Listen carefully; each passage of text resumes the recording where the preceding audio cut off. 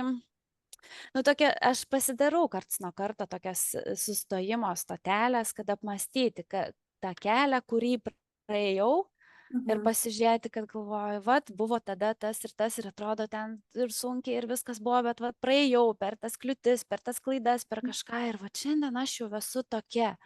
Ir man tada tokia motyvacija kažkaip sukilo, galvoju, nu gerai, nusivalom prakaitą, tikslas yra, tai nu, pirmyn dar šiek tiek pažaiskim tą, vat, dar truputėlį paeikim aukščiau, pažiūrėsim, kas čia mūsų laukia už tų durų. Mhm. Gal, nu, kažkokios, aišku, ir klaidos laukia, kažkokie nauji dalykai laukia ir Mhm. va taip kažkaip save motyvuoji ir į tą Ne, priekį. aš tavęs klausau, Dovilė, ir atrodo, kad pas tave taip viskas lengva ir paprasta, ir ten toj galvoj taip taisyklingai susidėlioja tos mintis, kliūtis paversti resursu, kad pamatau, kad, ką galiu išmokti iš tos klaidos, kuri ką tik įvyko, arba netgi pasižiūrėti, kad jinai gal netgi naudingesnė buvo šita situacija, negu kad aš galvojau.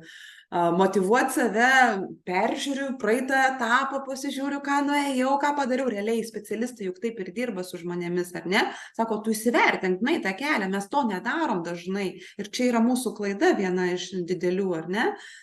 Nes mes nematom progreso dažnai savo tokiu būdu.